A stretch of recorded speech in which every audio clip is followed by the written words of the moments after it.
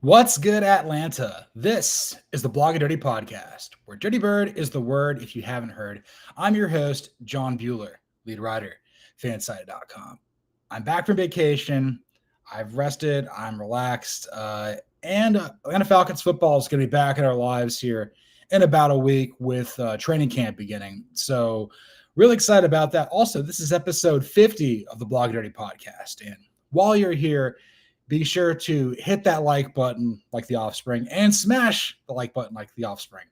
They didn't know about YouTube when they wrote those songs, but that album, but they do now. So got a really exciting show for you guys today. Again, thank you, Blog and Dirty Bird Nation, for making this show grow. Thank you to producer Sean for helping me get this thing off the ground and running. Had a lot of subscribers over the last couple of weeks. Shout out to John Main.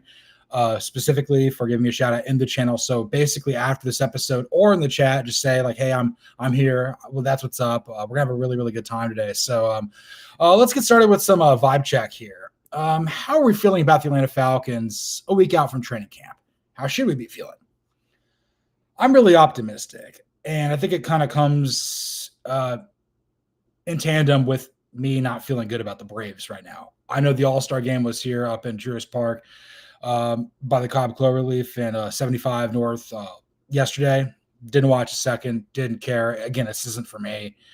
Again, I'm more about like the Atlanta teams in college football, NFL as well. That's where I cut my teeth. That's what I'm all about at this point. But I will say, like, I was looking at this while I was vacationing with my girlfriend in Key West last couple of days, last week or so, and I saw that the Falcons report to Flowery Branch for training camp rookies and veterans on the 23rd. So, we're going to be getting really close. That means the Hall of Fame game is right around the corner. Then we got our 3 preseason games. I'll be unpacking each of those games as we get closer to each of those exhibition contests here. But again, yeah, I would say I feel very optimistic about this team. I feel as though this has to be the year where it comes together. I'm 35, going on 36 years old. This is the longest active playoff drought in my lifetime. I understand that the team did not make the playoffs from 82, in between 82 and 91, but we're going on 6 years and 7 at this point. We're tied with the Panthers for the second longest in the NFL. Only the flightless New York Jets have had a longer playoff drought streak than us. Don't want them to make it this year, and us be shared with the Panthers with that awful designation. But I'm feeling very optimistic in the sense that there's a direction. I feel like a lot of people from the outside, and again, all the outsiders, they don't know what they're talking about. They don't know this team like you and I do. They don't understand why Cousins or why Penix or why anything. They're just force-fed whatever nonsense by ESPN FS1 about the Cowboys. That's how they consume football. But I feel optimistic in the sense that there's full belief in Michael Penix Jr. I understand that Kirk Cousins is still on the roster. He's doing his series with quarterback with Netflix with Joe Burrow and Andy Dalton or whatever it is. Who cares? I mean, you can watch that if you want. Reed Hastings has to create content, so do I. This is a Blog and Dirty podcast. But Penix is just, everybody seems to identify him as the guy. My last day in Key West yesterday, I'm having an island pizza with lobster-based sauce, and I look over there at a new ESPN colleague or new ESPN worker, Peter Schrager, and he wrote down his 5 biggest breakout stars for the upcoming season. He had Penix at 2. He did have Drake May at 1, which, I mean, like, that's fine. Drake May is mega talented too, but it seems as though across the board, everybody is very ecstatic about Michael Penix Jr. I think people are really fired up about Jalen Walker. The James Pierce Jr. Draft pick as well, that's kind of got some mixed reviews to some degree. Similarly with how people feel about the hiring of Jeff Ulbrich as the defensive coordinator. But there's more positive to be had than not right now. And I can really feel it. I can really sense it. I think right now, just looking at the NFC South as a whole, here's kind of the vibes that I've kind of got for each of the 4 teams of note. Tampa Bay is a top dog in the division. Even though the Falcons swept them last year, you got to finish ahead of them in the standings. This is a franchise that's made the playoffs every year since 2020. They've won the division the last 4 years. A lot's put on Baker Mayfield's plate with them having a new offensive coordinator. Yes, Josh Grizzard's taking over for Liam Cohen internally, but again, they're going to give Baker Mayfield more opportunity to make plays and whatnot. And anytime Baker Mayfield gets more like free reign, that's not necessarily the best thing for him because his athleticism is overstated. He gets himself in trouble. That's bad for his team. That's good for us. But I would say, though, Tampa, like, I'd be kidding with you to think that, like, Tampa's either going to be a playoff team or just missed the cut. I don't think the Buccaneers have a terribly high ceiling. Maybe they can win 11 games, but, like, they're not going to be any worse than 7-10 in an absolute worst-case scenario. Tampa's going to be here and be viable as well. I would put us right behind them, like, the team that's trying to hunt the hunter, the hunted, whatever, however you want to look at this. The Falcons certainly, I think, have the most upward trajectory of any team in the NFC South this season. I think in a best case scenario, maybe you win 12 games. That's a bit unrealistic, I think, but you can win about 10 or 11. If you hold your own versus Tampa, you'll win the division. You'll be a 3 or 4 seed. You'll get a home game at the Benz, and you can't really complain there because we haven't had a home playoff game there in a very, very, very long time, or as in ever. I think the last home playoff game we had was the final game at the Georgia Dome in 2016 when we beat the absolute snot out of Aaron Rodgers and the Green Bay Packers. Probably my favorite moment as a Falcons fan. A lot of the best ones happen against the Packers. It's always great. And then I would say the Carolina Panthers are probably third behind us. This is a team that has some pieces. They've got an intriguing receiving core. I really love Dave Canellis as their head coach. Dan Morgan's, kind of really building up the roster as fit. I wonder if the offensive line is going to be any good. And I could go either way with Bryce Young. Like, this is the year where it has to happen for him, or he's just going to be a Sam Bradford type. Maybe not as injury prone, but like just, really good in college and then just not quite there in the NFL. And then the Saints are going to have a really rough year. That's not to say that nobody can lose to them because they will win games. But I think just the quarterback situation with Tyler Shough, Spencer Rattler, and Jake Haener, that's not for the fan of heart. And even though Kellen Moore has the potential to be a really good head coach, he's like a year older than me. He's got to learn this. He's got Doug Nussmeier with him again. I think they've been working together since Moore retired from playing. So they've been on the same coaching staff for about a decade now, whether that would be the Cowboys, Chargers, Eagles, and now Saints.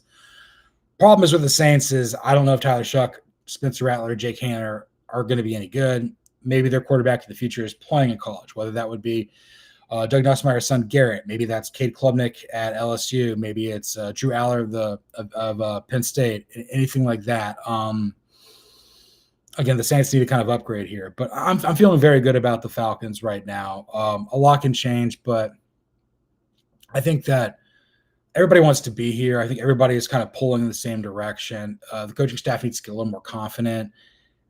I think Terry Fontenot has assembled an interesting enough roster to where we can compete with the best teams in our conference. And from there, we'll see what happens. So, feeling very optimistic. We'll talk about this more in next week's episode as well. But let's move on to our next topic here with some look good, feel good, play good, pay good. Drake London's about to get a hell of a lot more expensive. This came across the docket for me here the other day. Basically, with Garrett Wilson getting a 4-year, $130 million contract extension, including $90 million guaranteed. He's in the same draft class as Drake London, I think taking a few picks after him with the Jets out of Ohio State. London's about to become more expensive. So London's entering year 4 out of USC. So he got drafted in the first round in 22, 23, 24. Although he has averaged over 1,000 receiving yards through his first 3 years of his career, he only eclipsed that mark last season. And even though like Wilson's numbers are better, he's playing in an even more chaotic situation. Again, I think Penix is going to be better than Justin Fields this season. So we can kind of see, do you trust Zach Robinson's offense more than what I think Tanner Engstrand, I think is the name, the OC, the new OC there on Aaron Glenn's staff in Florham Park. So basically, we're at that point right now where like Drake London's kind of like the next guy up. Not necessarily like I don't even know if he's the next guy up. The next guy up to get paid is Kyle Pitts. We'll talk about him here in a second. But like you're in the point right now where like, okay, Drake London's going to get that 5th-year option if he hasn't already gotten it. I think he did just get it. So yeah, he got his 5th-year option.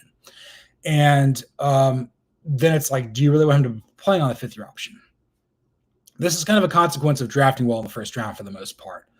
Like everything's timing. There's a timing of everything. You get a guy extended.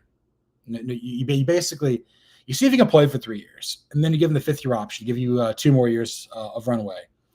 Then by the time you get to year 4, year 5, AJ Terrell last year, okay, he played on 20, 21, 22, 23. Okay, entering year 5, we got to get him extended. AJ Terrell was kind of a no-brainer. Again, like drafted by a previous regime, but we did the same sort of thing with Chris Lindstrom in 2019. Didn't necessarily give Caleb McGarry the 5th-year option, but we liked him. We got him extended. We got him a 3-year deal. He's now playing on a contract year as well. So when you draft well towards the top, and these guys are vibrant parts of your core, it's all about timing. It's all about figuring out how to make contracts that can keep the machine going. And as far as I know, Drake London seems to be a very likable guy, seems to be a person who is about the team. And I think that like he knows like, okay, I'm going to get paid, but right behind me is Bijan Robinson. And after him is going to be Michael Penix Jr. Oh, and then we got 2 more guys there with Jalen Walker and James Pierce Jr. a little bit further down the line. So like you got to find ways to keep your best players in town. But the problem is like the Falcons have not drafted well on day 2 or day 3. It's really the first days where, for the most part, where Terry Fontenot's made his hay. Otherwise, not so much. Again, if Pitts leaves, then that probably opens up more money for London, but then you got to replace Pitts. Maybe you got to draft somebody. I don't know who you'd be targeting there in the college game as well. But the tight end market's interesting. We'll talk about that here in a little bit. But London's about to get more expensive. But you're also talking about the idea of you don't have to pay Penix just yet. You've got 2 years of gap between London and then Penix, so to speak. So if Cousins is off the books after this year, then that money gets freed up, and you don't have to pay Penix that just yet. Obviously, with Penix, you're eventually going to have to pay him. But the most important thing at this day and age with the Falcons is you got to surround a rookie quarterback making virtually nothing with the most amount of talent possible. Because once he gets to that point where like you got to pay him, then the rest of your roster like starts to get depleted.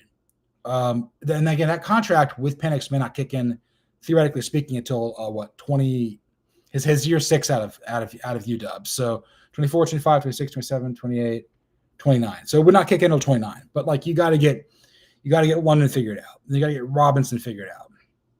And then you also got to figure out like, are we going to win in this situation? You look around the league. There are teams out there where you pay top dollar to your quarterback, and then it hurts your team. And because you can't possibly pay everybody. I understand that quarterback is the position that drives the bus here, but like very few guys in the NFL are tractors. They're trailers, and even some of the tractors, they can't carry everything. You look at the Chiefs. They paid Patrick Mahomes a lot, and I still think he's underpaid a little bit. But like because they've had to give him that big contract, the offensive line's taken a hit. I wrote this for Fanside.com before I went on vacation about power ranking some of the best offensive lines in the NFL. Your Falcons were 8th.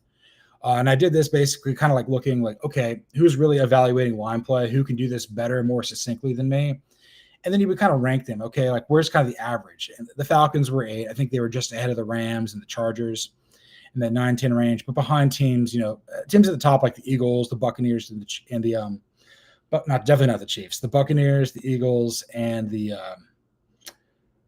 Buccaneers, Eagles, Broncos. Yeah, Broncos had a really good offensive line. The Ravens as well, Bills, a couple of other teams up there too. But like the Chiefs, like because they paid him that much money, they can't afford a quality offensive line. Mahomes is mobile, but not terribly. Like he can scamper, but like he's not gonna run like for yards like Jalen Hurts is. You pay Hurts. It'll be interesting to see where that money deteriorates with Eagles. It'll be interesting to see where that happens with the 49ers. Not this year, but the year after that, once the Brock Purdy contract kicks in. Brock Purdy earned a big contract, probably got overpaid, but this is the position he plays.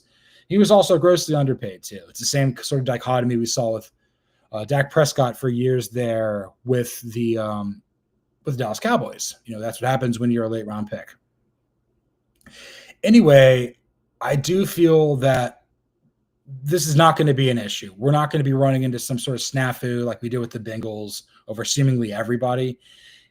This will be probably more like Jamar Chase's extension with the Bengals rather than like, T. Higgins getting double slap of the franchise tag, whatever the hell is going on with Trey Hendrickson. God forbid we deal with something that's like the nonsense of Shamar Stewart, who may go back to A&M, take classes, and re-enter the draft. Unbelievable that we are living in 2025, and this is something you would see out of the 80s. Like the last time I saw something like this is like what? Bo Jackson getting drafted by the Bucs. He's like, hell no, I'll play baseball. I'd rather go play for the Raiders. I don't know if Kelly Stauffer had that with the Cardinals back in the day, but like we live in a day and age where like if you get drafted by a team, you got to play for them, and you maybe get traded, but like this is it's unbelievable. But just because Garrett Wilson got paid right now doesn't mean that the Falcons need to pay Drake London right now. There's other guys ahead of them. They got to figure this out. And the good news is I think with Pitts being the next guy up, the Falcons can kind of take their time. But again, the longer they wait, the more expensive Drake London's going to be. Again, I think he's going to be a part of this team for the next decade or so. My concern is like, some teams get in trouble by overextending their players. The Cowboys are probably the worst about this. They love to pay good players great money. And with a salary cap that grows, but is, there's only so much pie, you got to be conscious with every dollar you spend. And that's why general managers like Howie Roseman and Brett Veach are among the best in the sport right now. So, I'm okay with Drake London making a lot more because he's ascending. Again, when he got drafted, I wasn't crazy about this because I didn't think he helped USC win. But the more I looked into him, I'm like, okay, this dude's going to be the next Mike Evans. And Mike Evans was outstanding at A&M. He's a Hall of Fame level player, going to be in the Hall of Fame for Tampa. Probably the best, going to probably go down as the best offensive player in Tampa Bay Buccaneers history, up there with Mike Allstott, maybe Tom Brady, if you want to throw in that direction. But like, I'm good with Drake London getting paid. It's probably not going to be right now, but he's going to be a hell of a lot more expensive down the line. We'll take a sip of coffee here and we'll move on to our next topic.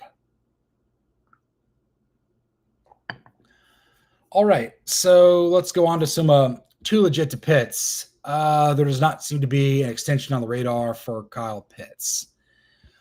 This is very interesting.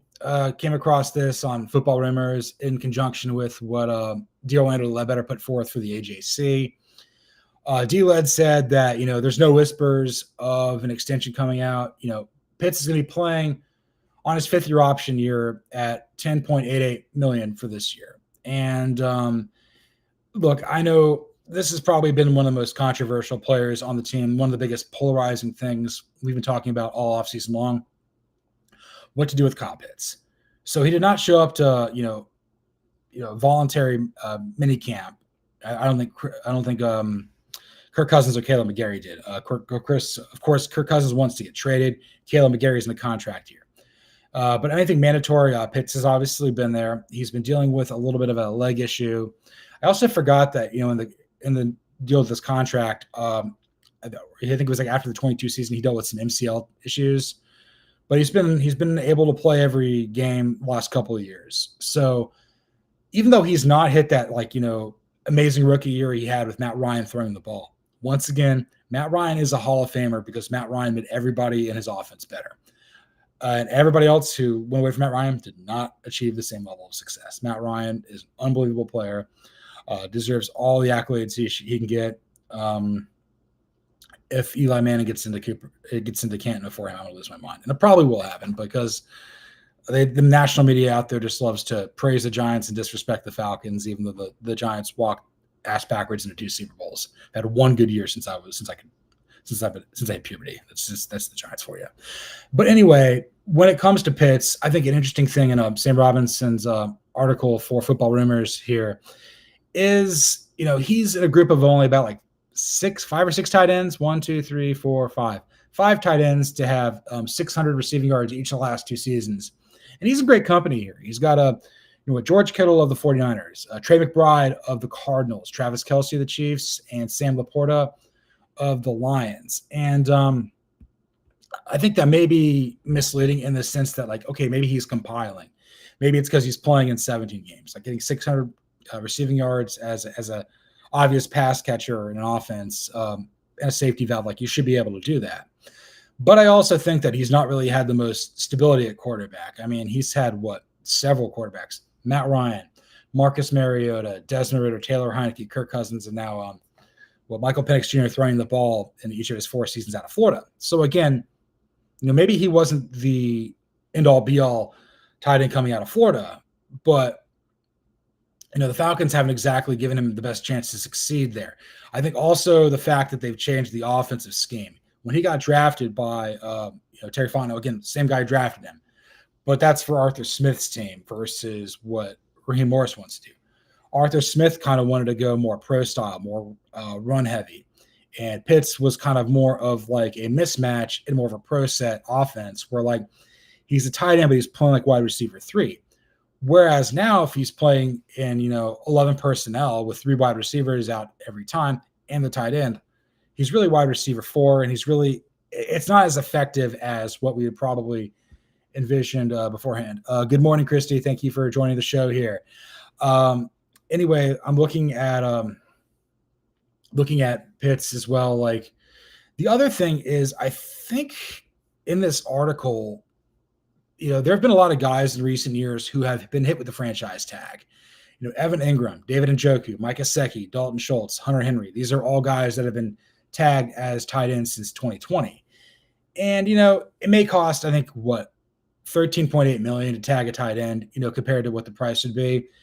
And it's like, okay, do you really want to pay Pitts the average of the top 3 salaries in for a tight end? But like that number shows that like he's up there with the Kittles of the world. And look, Travis Kelce's my age, maybe like a month or so younger than me. I mean, I'm physically shot. I mean, he can't be doing this much more. Like he's probably going to retire after he wins one more Super Bowl, either this year or next. Again, I don't think the Chiefs are going to do it this year. Right now, my early leaning to win the Super Bowl is probably going to be Baltimore over Philadelphia. But again, I've got enough time to kind of make my picks as well. But I just feel Baltimore's kind of got that upward trajectory here. If Baltimore or Buffalo don't win a Super Bowl this year, it's not going to happen with their core. And that would suck for Lamar Jackson and Josh Allen. But this is football. And that's what happens when you've got, dynastic teams like the Chiefs. But anyway, he could get tagged. But there's also a chance he has a career year and he outplays his what he's worth here. And that's always kind of a downside here.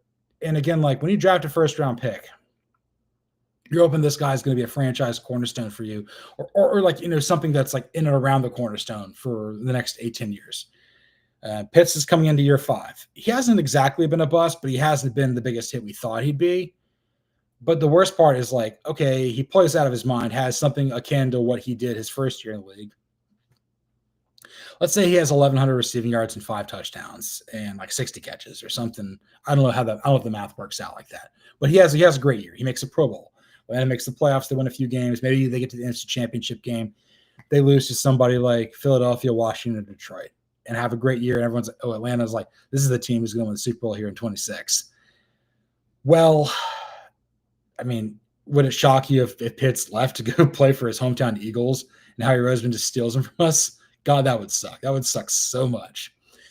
But, there's going to be a logjam here because we're not going to be extending him just yet.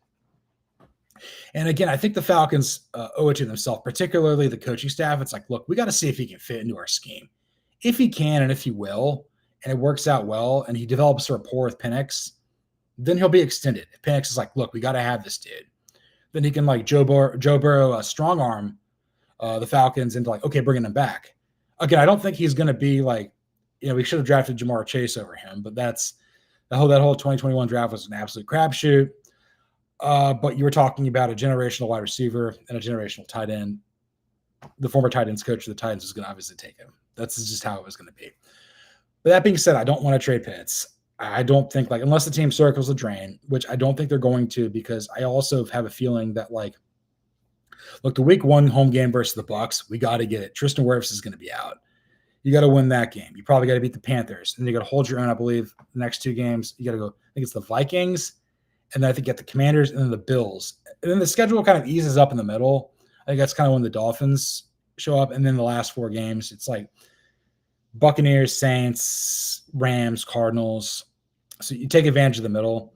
Maybe the Falcons go off to a slow start, but they had a tough start to last year, and the season kept getting harder. Nobody cares, just work harder. Anyway, I'm okay with there not being an extension on the radar for Pitts. I think everybody kind of knows, like, they just want to see, like, maybe Pitts is going to bet on himself. Maybe the Falcons want to see what he can do and maybe get more motivated. Again, if Pitts has a good year for the Falcons, then that's good for the Falcons. And then that's really all I care about here. So let's move on to the second half of our show with some Grits Blitz. Came across this article here, from our regional betting network with Richard Lewis writing about the Falcons for ATL All Day. Again, my first site here with Fanside over a decade ago. And he argues this will probably be the last year that Arnold Ebiketie will be with the Falcons. And he puts a few good points out here.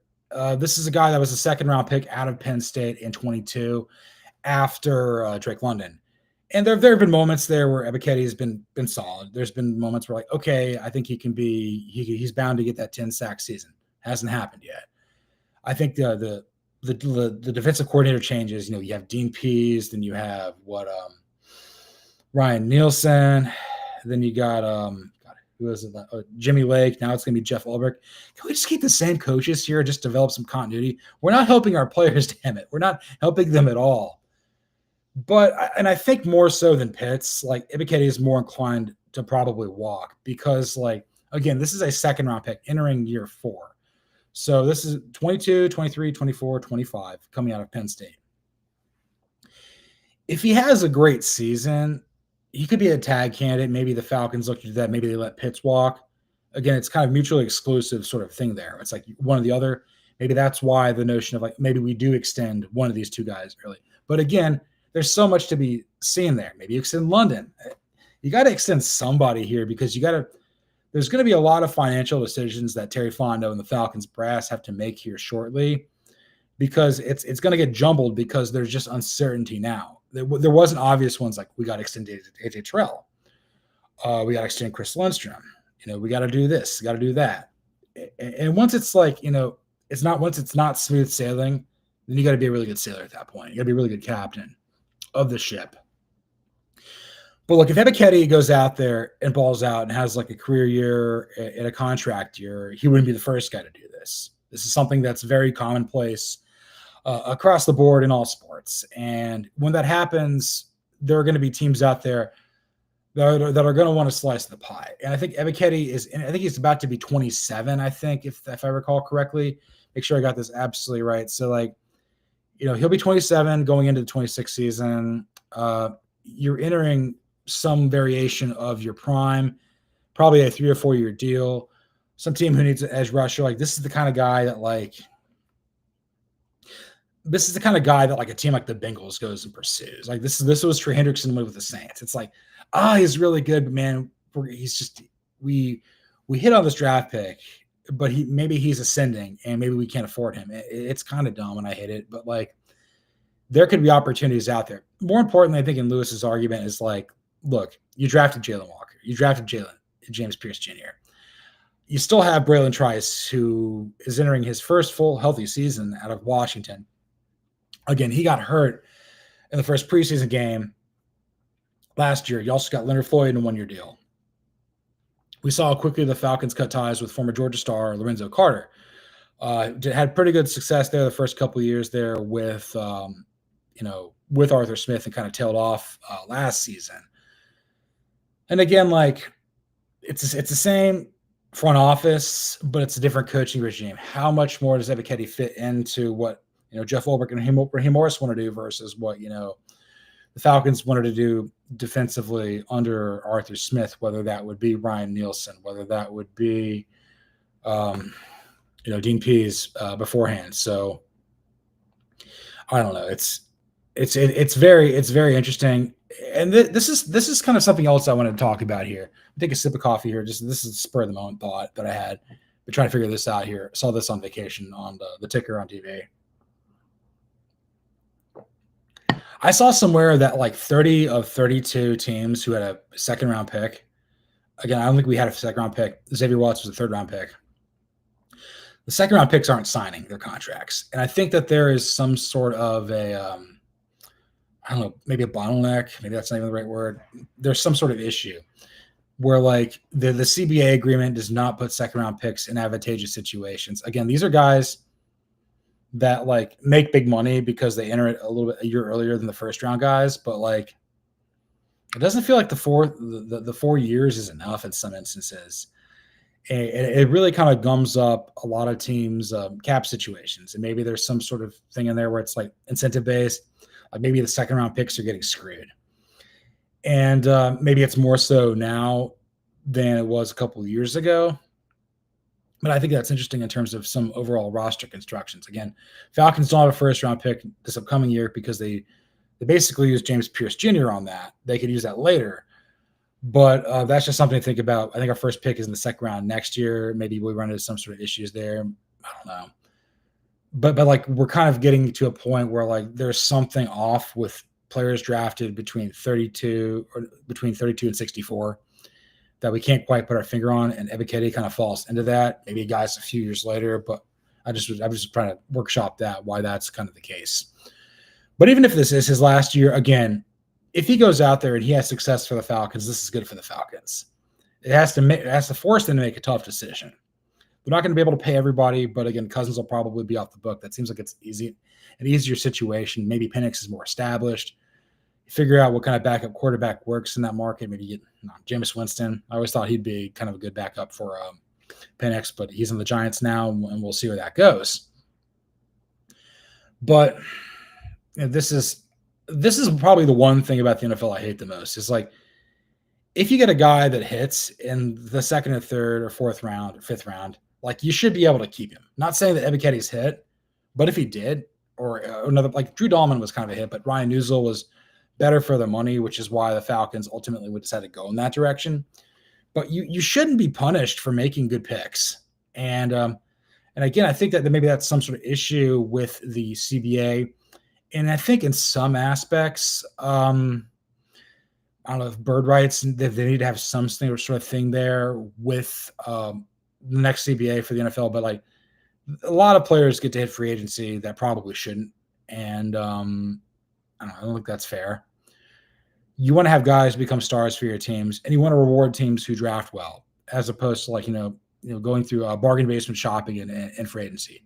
It's not really my thing. So let's move on to our penultimate topic here with some blow the whistle. Came across this article for Fox Sports from Ben Arthur, and he wrote about his all-decade team for the 2020s, basically saying like, who's probably going to be playing well in the second half of this decade and beyond there. So blow the whistle. Will Chris Lindstrom or Bijan Robinson finish out the decade strong to make this all-decade team? Oh, I was so close on this, but I'm going to blow the whistle, yes. And I blow the whistle, yes. This requires that both.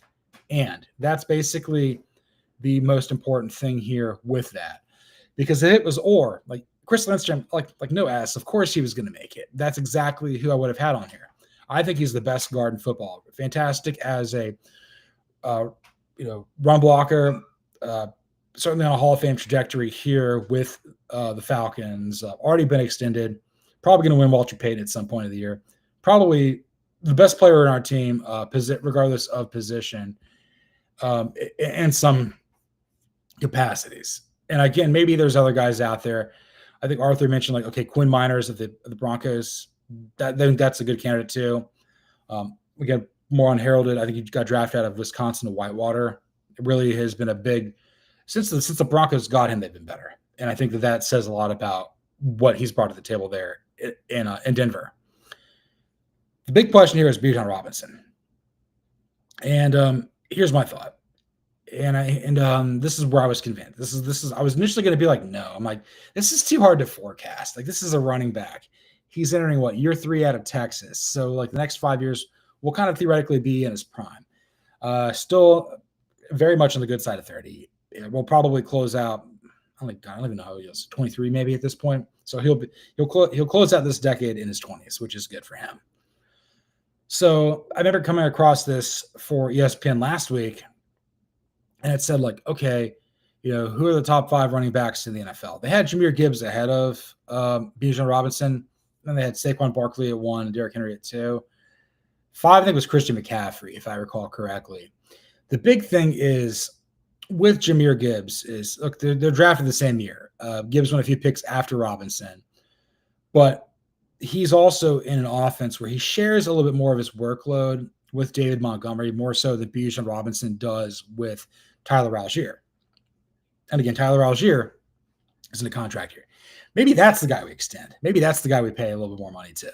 Really help solidify this. Have him close out his career, or the prime of his career in Atlanta. Again, that's a player, you drafted well, you hit on, you hope that he's going to sustain and have all of his best years for your team and not somebody else. That's what you're hoping for. But the big thing I think for me is, I'm like, okay, Barkley and Henry's probably got about another year or two where it's really good. If he has another like Pro Bowl level season, maybe Baltimore wins the Super Bowl. We saw Saquon Barkley have a fantastic year for the Eagles. That kind of surprised me because, look, I feel like the Giants kind of wasted the bulk of his career. Maybe he's got a few more years left where he can be at a very high-end level here. Kind of surprised that he's able to sustain this level of success. Not surprised that he's doing it or that he always had this in him. I was just always concerned like the Giants just screwed it up. Whereas, this is what I thought he could do. This is what he was doing at Penn State. And I look at Robinson, like the workload's there. This is probably one of the most marketable players on the Falcons. This is an ascending team. And as long as he stays healthy, and I think the other thing is Bijan Robinson, he's cut from the same cloth of all my favorite running backs growing up. LaDainian Tomlinson, Marshall Faulk, Edgar and James. Maybe a little bit too young to know about Roger Craig, but guys that can receive out of the backfield, block. Zeke Elliott in his prime. Those guys could do it all. I hate Alvin Kamara, but he was really good, and I'll always admit that. Of course, he played for the Saints, and I'm not even gonna get there. But that's another guy. Anyway, with Bijan Robinson, I think that there's more opportunities to be had for him to earn that spot over Gibbs. Also, the other thing too is who's really coming out of college football in the NFL from the running back standpoint. So this past year, you had Ashton Jeanty out of Boise State and Omarion Hampton out of UNC. I think Hampton's going to be an absolute stud there for the Chargers. Jeanty, I think, is going to be really good for the Raiders, but the Raiders of it all. So leave it at that. And I think in the college game, you've got guys like Jeremiah Love at Notre Dame, Katron Allen, and Nicholas Singleton at Penn State. Yeah, I don't know why I stopped there. Those are guys that are probably at the very top of their game. Also, I'm a big fan of Nate Frazier at my alma mater of Georgia. I think he's going to be very good. He reminds me, he checks that box of guys who are great running backs at Georgia. Like James Cook or better. If you're a James Cook or better, you had your moments in the NFL. That could be, Sean Moreno. That could be Nick Chubb. Maybe not Sony Michel so much, but Todd Gurley. Players like that, okay, this is going to work for a while. So you have guys like that coming in. There will be other running backs of note too. But again, they don't necessarily have as much time. They're going to be playing even with Jeanty and Hampton, 25, 26, 27, 28, 29, you got 5 years. Singleton, Allen, and Love, you only get 4 years. And you got to be unbelievable, right out of the gate. And that's possible. I'm not ruling that out. But, Barkley's played this whole decade. Robinson will play the bulk of it. And Henry's played this whole decade as well. So, I'm bullish on it because, there seems to be enough tread on Robinson's tires. Falcons are an ascending team. The passing game is going to get there. If the defense can hold up and if the coaching staff gets its head out of its ass, maybe we'll have some home playoff games and really, take back our slice of the pie of media coverage and really earn the fact of all the primetime games there. So, yeah, let's blow the whistle. And let's move on to our final topic of the day from the highest perch in Flowery Branch. Your Dirty Birds will be wearing the throwback uniforms in 3 other games next year. They did this last year. So from AtlantaFalcons.com, they're wearing their throwback uniforms. Again, it's the black uniforms with the red helmets with the retro logo. This is very Norm Van Brocklin coaching the Falcons back in the 60s, Tommy Nobis fresh out of Texas. That era of Falcons football before we kind of went all red, looking like Georgia with Steve Bartkowski. So basically, the 60s, late 60s is kind of the throwback uniform we have. Honestly, can we just make this our uniform now? I don't know about the red helmet, go with the black one. That's what we need. That's what we need. Give me the 91 to 2002 era Falcons uniforms. Those are the best. Everyone loves those. Like, why are we making this so difficult?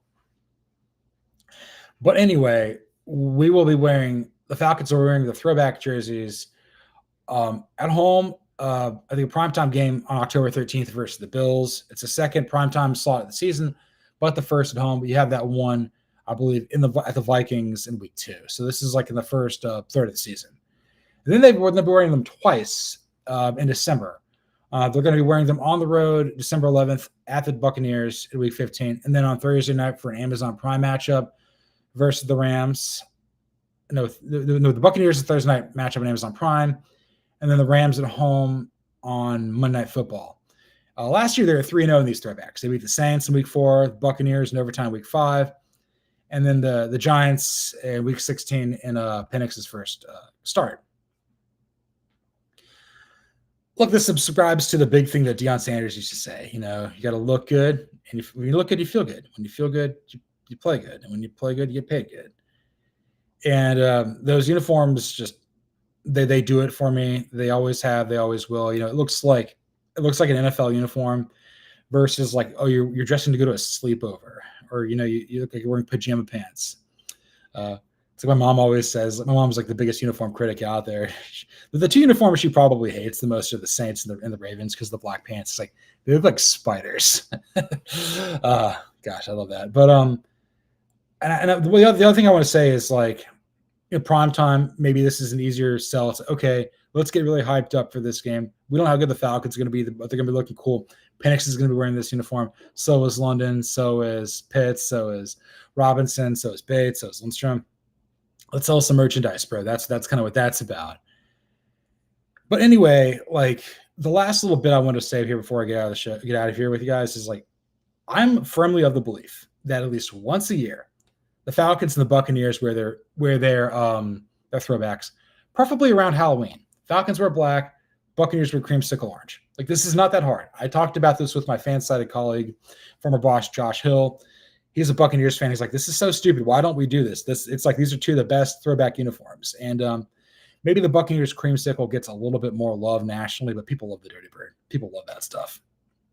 And I just think it's optically appealing. I think it's a fun sort of thing. I think it could be, obviously this isn't like college football where, like, oh, this team's playing, at third Saturday in October, if you will, or like we end the season every year at our rivals, or they come here for rivalry week. That's not necessarily how that all transpires. But I will say this.